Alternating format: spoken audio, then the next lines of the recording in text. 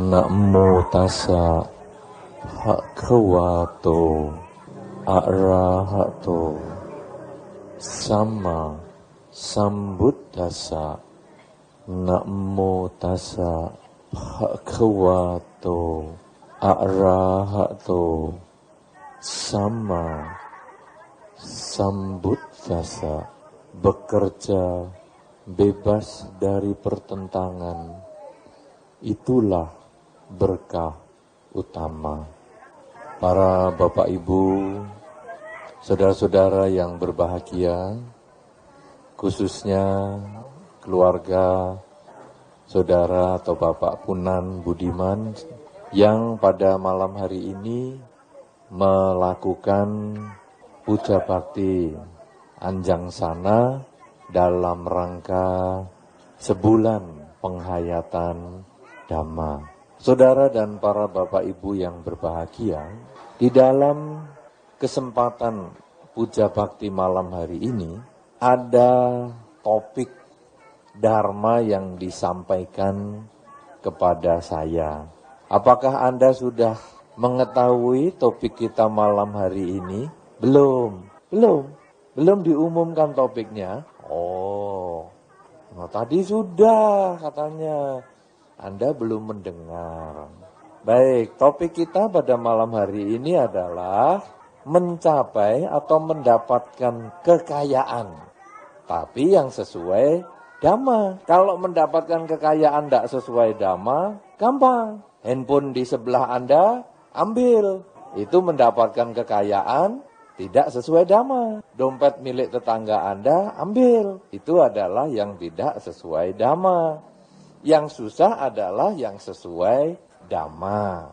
Para Bapak, Ibu, dan Saudara yang berbahagia, topik ini memang menarik. Karena saya yakin tidak ada di antara saudara yang kepingin tidak kaya. Karena itu topiknya cara mendapatkan kekayaan. Wah, ini dia. Apakah perlu pelihara tuyul biar cepat kaya? Karena semua orang kalau ditanya, mau kaya? Mau.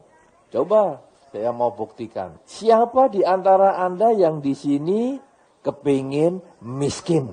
Tunjuk jari. Tidak ada. Tapi kalau saya tanya, siapa yang kepingin kaya? Wah, semua pasti tunjuk jari. Kecuali yang berkeringat. Takut begitu tunjuk jari, teman sebelahnya pingsan kena baunya. Karena itu saya tadi tidak tanya, siapa yang pengen kaya, saya tidak tanya. Karena saya khawatir nanti sebelahnya pada pingsan. Ya, jadi saya tanyanya hanya siapa yang kepingin miskin. Ternyata tidak ada, semua kepingin kaya. Para Bapak dan Ibu yang berbahagia, kadang-kadang umat Buddha ini ada yang salah. Di dalam masyarakat sering timbul kesalahpahaman. Maksudnya begini, ketika anak-anak rajin sembahyang, saya yakin Anda masih ada yang ngalami itu. Ketika rajin sembahyang, baca parita, meditasi, ada loh orang tua yang memberikan peringatan. Jangan sering sembahyang, jangan sering meditasi, jangan sering ke wihara, nanti males kerja. Pernah dengar seperti itu? Sering kan? Nah, yang belum pernah dengar paling tidak sekarang kan barusan dengar dari saya. Ya. Tetapi saya sering menemukan di dalam masyarakat yang seperti itu. Khususnya adalah orang tua yang memang mempunyai wawasan sempit tentang agama Buddha. Dia akan melarang anaknya sering baca parita. Dia melarang anaknya meditasi. Malah ada yang lebih parah lagi mengatakan, jangan sering baca parita, kebaktian maupun meditasi. Nanti kamu selain malas kerja jadi biku. Jadi dianggapnya biku juga bagian dari malas kerja. Ya saya tidak terlalu heran karena kadang-kadang anak-anak yang diajak orang tua ke wihara saja kalau nakal-nakal dikatakan jangan nakal-nakal. Nanti saya jadikan bante loh. Jadi dianggapnya biku-biku ini kumpulan anak nakal. Jadi anak kecil sudah trauma begitu ketemu biku, wih takut. Kenapa? Karena ancamannya kalau nakal saya jadikan biku loh kamu. Itu pernah orang ngomong di depan saya lagi. Saya katakan apa saya ini model anak nakal yang saya harus dihukum menjadi biku. Itu sama dengan waktu saya kecil atau zaman saya kecil. Kalau anak nakal kan ditakut-takuti. Apa dulu takut-takutnya? Kongsi? Bukan polisi. Serem banget polisi. Ditakutinya begini. Maaf Bu Dokter, kamu kalau nakal-nakal saya bawa ke dokter loh. Suntik nanti. Ya, ngalami toh? Ada ya begitu. Maaf loh Bu Dokter, tapi memang itu di zaman saya kecil seperti itu. Tapi ternyata setelah orang sering sembahyang, takutnya adalah awas kalau nakal saya jadikan bante. Wah. Jadi saudara-saudara, itu pandangan salah bahwa orang senang agama lalu jadi males. Orang senang agama jadi biku, orang senang agama ndak mau kawin, orang senang agama lalu pokoknya ndak mau kehidupan duniawi, ndak kepingin kaya. Itu adalah pandangan salah. Orang senang sembahyang belum tentu jadi biku. Jadi biku belum tentu senang sembahyang. Contohnya saya, jadi biku kurang senang sembahyang, tapi bisa jadi biku. Anak nakal tidak harus jadi biku, tapi biku ya tidak harus jadi biku nakal. Kan tidak tentu itu. Artinya apa? Sembahyang urusan lain. Jadi biku, nakal dan lain sebagainya itu juga urusan lain. Nah, pada malam hari ini kita mau menekankan bahwa kekayaan di dalam agama Buddha itu boleh. Anda umat Buddha boleh kaya. Saya kadang-kadang merasakan prihatin kepada umat Buddha ini. Bukan hanya di kota ini, di banyak kota. Umat Buddha kalau ke wihara nampaknya lebih kumuh daripada ke mall. Pakaiannya kumuh, ya. Untuk apa harus rapi-rapi bante yang duduknya juga di lantai? Sandalnya kempros. Untuk apa bersih-bersih bante toh juga ditinggal di luar, nanti daripada hilang. Itu yang sering terjadi. Akhirnya pola pikir seperti itu membuat orang lalu berpikir untuk apa jadi kaya. Kekayaan toh tidak bisa dipamerkan di wihara. Mau pakai giwang besar, nggak bisa ke wihara. Mau pakai baju bagus, nggak bisa. Itu yang kemudian sudahlah, nggak usah kerja susah-susah lah. Percuma nggak bisa dipamerin di wihara. Ini cara yang salah, pola pikir yang keliru. Karena di dalam Dhamma disampaikan, ada tujuan di dalam Dhamma yang bisa kita capai di dalam kehidupan ini. Yaitu yang nomor 1 adalah umur panjang. Saya yakin Anda semua yang di sini walaupun tahu kematian bisa datang setiap saat, tapi pasti kepingin jangan cepet-cepet mati. Saya yakin itu.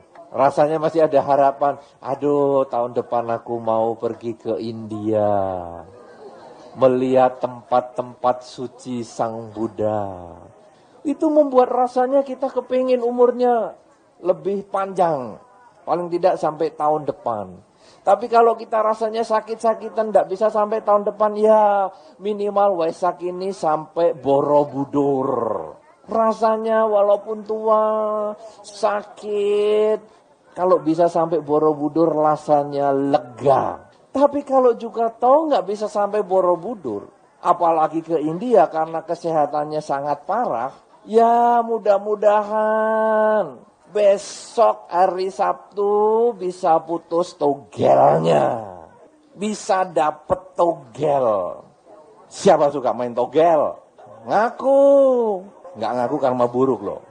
Nah, diancam aja biar takut semua. Nah itu saudara kenyataan.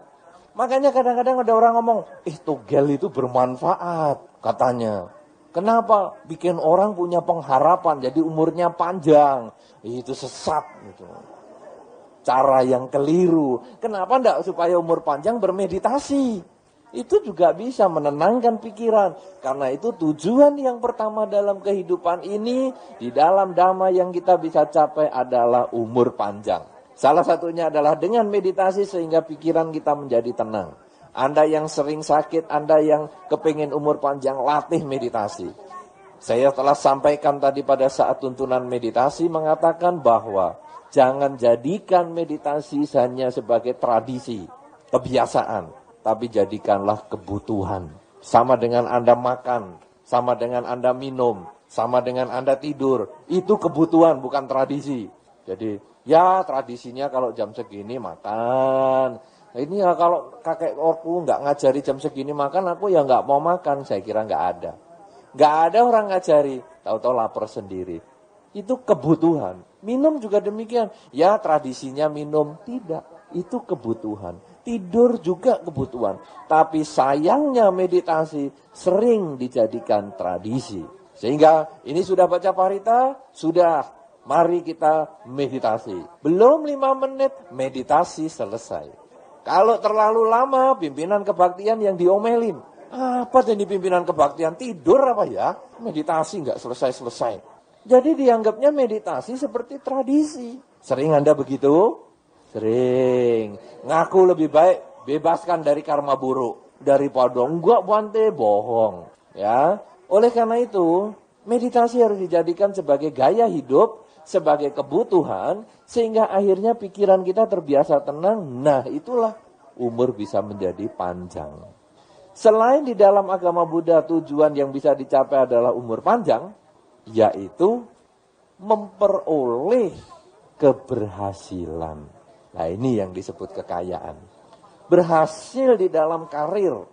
Jadi di dalam Dhamma diajarkan berbagai cara untuk mencapai kesuksesan di dalam usaha. Ada semangat, ada perjuangan, tidak kenal putus asa. Itu adalah bagian dari usaha untuk mencapai kekayaan, kesuksesan, keberhasilan. Kekayaan tidak bisa dicapai dengan cara tidur-tiduran. Kekayaan tidak bisa dicapai dengan malas-malesan. Tetapi harus diperjuangkan. Selain mempunyai umur panjang, mempunyai kekayaan, di dalam Dhamma juga disampaikan bagaimana mempunyai kedudukan yang baik. Kedudukan artinya posisi di dalam masyarakat, ya. Jadi bukan kedudukan itu duduk bersila atau berselonjor, bukan. Artinya posisi di dalam masyarakat. Anda sebagai kepala rumah tangga, Anda sudah punya kedudukan. Anda sebagai ibu rumah tangga, Anda sudah punya kedudukan. Jadilah kepala rumah tangga yang baik, jadi ibu rumah tangga yang baik, jadi anggota masyarakat yang baik, jadi umat beragama yang baik, jadi warga negara yang baik, jadi warga dunia yang baik. Itulah kedudukan. Dengan umur yang panjang, dengan kekayaan yang dimiliki, dengan kedudukan yang bagus, kalau kita selalu memanfaatkan dengan baik, maka ada tujuan yang keempat yang bisa dicapai di dalam kehidupan ini, yaitu terlahir di alam surga. Kalau umurnya panjang, miskin menderita, pikirannya jahat, lahirnya bisa di alam menderita juga setelah meninggal dunia. Tapi umur panjang, miskin, tetapi pikirannya baik, bisa mati lahir di alam bahagia. Jadi maksudnya di sini adalah umur panjang adalah memberi kesempatan kepada kita lebih banyak berbuat baik. Perbuatan baik kita bisa dengan harta yang kita miliki, kemudian juga dengan posisi atau kedudukan yang kita miliki. Kalau itu kita lakukan kebajikan setiap saat, maka kita punya kesempatan lahir di alam surga. Ini adalah tujuan yang kita bisa capai di dalam kehidupan ini. Para bapak dan ibu yang berbahagia serta saudara-saudara, sekarang tema kita pada malam hari ini adalah kekayaan yang harus dicapai sesuai Dhamma. Kekayaan di dalam Dhamma ada dua macam. Kekayaan yang bersifat materi, juga kekayaan yang bersifat batin. Oleh karena itu, kalau tadi Anda ditanya, siapa kepingin kaya? Mungkin Anda pikirannya kekayaan yang bersifat materi, yaitu punya duit. Duit memang perlu, tetapi bukan yang utama. Apakah kalau nggak punya duit lalu nggak bisa kaya? Bisa. Di dalam Dhamma, walaupun orang tidak punya uang selembar sekalipun, dia bisa punya kekayaan di dalam batin. Kalau agama Buddha mengajarkan kaya harus duit, wah, biku-biku harus punya mobil mewah. Kenapa? Karena kalau biku tidak punya mobil mewah, berarti belum kaya. Berarti kalau bikunya belum kaya, berarti tujuan hidupnya belum tercapai. Karena tujuan hidup di dalam agama Buddha kan salah satunya kaya. Tetapi kenapa biku kok tidak punya mobil mewah? Karena sesungguhnya kekayaan ada juga di dalam batin.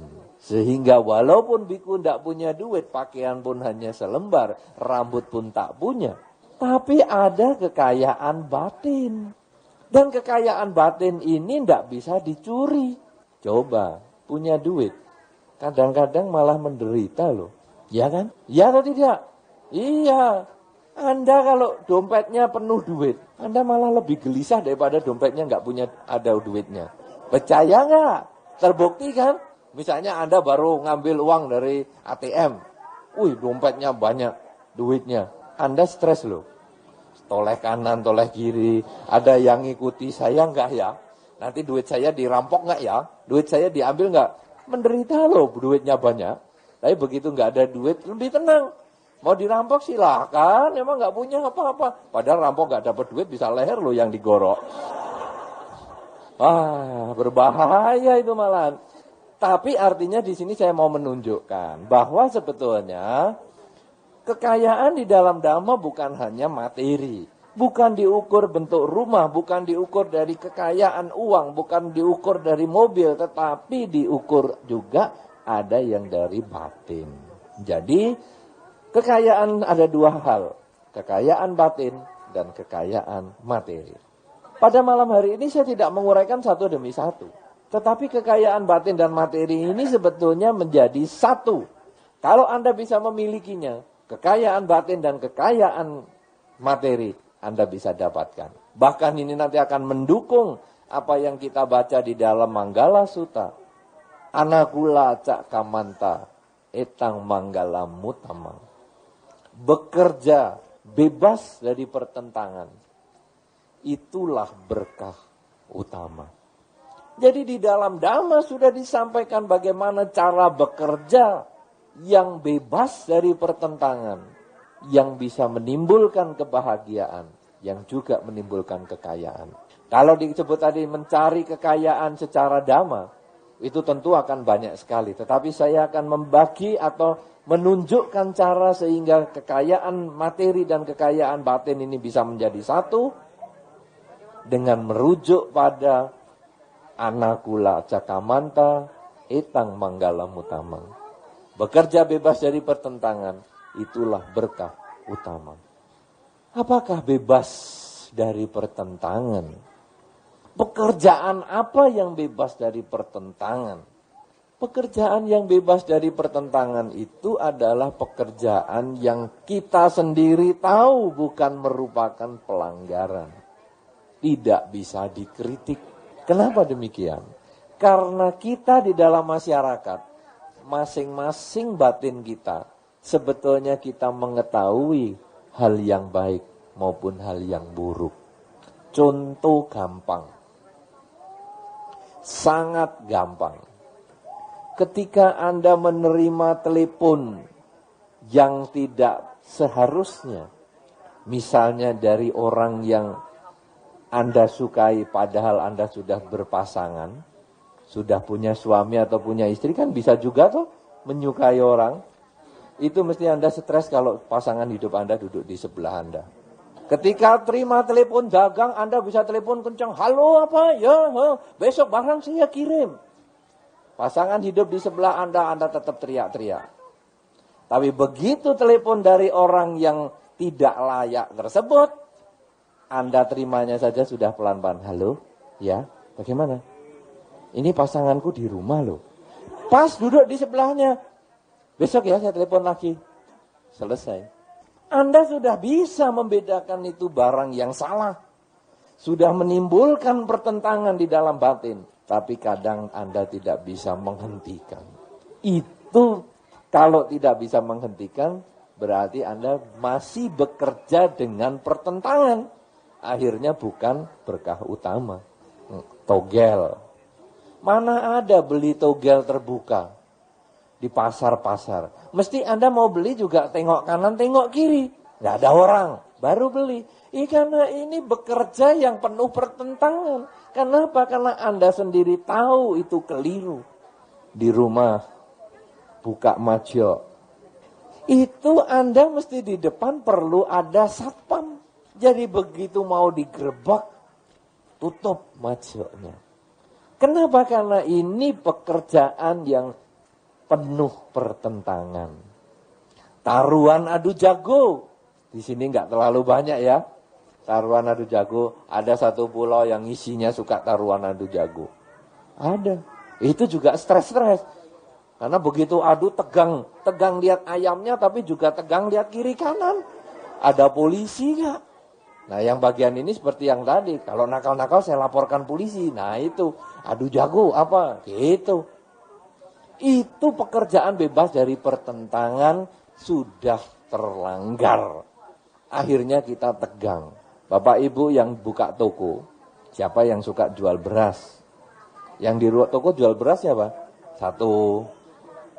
Yang masih beras kilo nimbangnya nih loh, nimbang-nimbang. Kadang-kadang kan sudah saksakan. Ada kan yang timbang-timbang, itu kadang beratnya juga dikurangi toh. Beli 1 kilo, dapatnya 8 on. Itu ya tengok kanan tengok kiri loh. Takut nanti tahu nggak orang kalau timbangan saya nggak benar. Selalu demikian. Kenapa? Ini pekerjaan yang tidak bebas dari pertentangan. Kita sendiri sudah tahu ukurannya. Tetapi kadang kita main melanggar. Oleh karena itu saudara-saudara, supaya kita tidak melanggar, maka kita butuh harta batin. Harta batin inilah yang nanti akan mempengaruhi cara kerja kita. Sehingga kita mendapatkan pekerjaan yang bebas dari pertentangan. Harta batin kita yang pertama yang perlu, sangat perlu kita miliki adalah rasa malu. Rasa malu. Kenapa kok ini menjadi harta yang pertama? Karena kadang sulit punya malu. Di beberapa tempat ada orang mengatakan, wah kalau orang pemalu itu kan mukanya tipis, pemalu. Tapi kalau tidak punya malu katanya muka tebel, muka karet. Kalau super tidak punya malu, muka beton. Sudah begini masih nggak malu lagi. Wah itu muka beton. Kenapa? Karena rasa malu sulit sekali. Berapa kali Anda coba lihat di televisi orang yang tertangkap melanggar kejahatan, senyum-senyum saja, malah bangga, tidak ada rasa malu bahwa dirinya sudah menjadi pencuri, dirinya menjadi pembunuh, dirinya menimbulkan kesulitan dalam masyarakat. Dia bangga, tersenyum-senyum. Kadang kita juga bangga dengan rasa kejelekan kita. Oh, kenapa saya bisa rame tokonya? Karena saya hipnotis orang-orang. Bangga sekali. Jadi begitu masuk toko saya mereka bingung. Tidak bisa keluar kalau belum belanja. Saya kasih puter giling. Itu rasa malu yang sudah hilang dari tubuh kita. Coba kita sekarang mulai bangkitkan. Ada beberapa umat yang punya kebiasaan, tapi bukan di sini, yang mengurangi timbangan itu. Saya mengatakan, loh, kamu kan umat Buddha, masa ngurangi timbangan, malu-maluin. Bante, saya itu memang beragama Buddha, Bante. Saya pagi sore baca parita, meditasi. Tapi ini adalah pekerjaan saya. 1 kilo menjadi 8 on. Tidak ada hubungannya dengan agama. Ini pekerjaan saya. Karena saya umat Buddha ingin kaya juga. Apa kaya dengan cara mencuri? Ini kan jadinya KTP memang agama Buddha. Itu kan KTP kan ada 2 kolom tuh. Agama dan pekerjaan. Jadi agama Buddha, pekerjaan mencuri. Ini kan repot ini.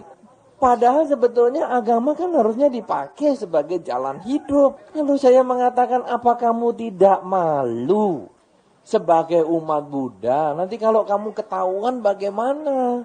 oleh teman-teman kamu kan juga upasaka. Masa masih 1 kilo jadi 8 ons, 2 onnya kamu gantungin beban seperti ini, apa kamu gak malu?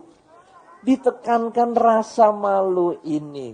Akhirnya ya sudahlah, nanti daripada ketahuan umat yang lain gak enak. Nah akhirnya 1 kilo tetap 1 kilo. Saudara-saudara, di dalam kehidupan kita, coba bangkitkan rasa malu itu. Malu aku kalau ketahuan. Di dalam salah satu syair lagu, malu pada semut merah. Malu aku pada semut merah. Lagu apa tuh ya? Kisah kasih di sekolah ya, macam gitulah. Hafal sekali. Gak bosan-bosan nonton itu ya, sinetronnya. Coba saudara-saudara, bangkitkan rasa malu.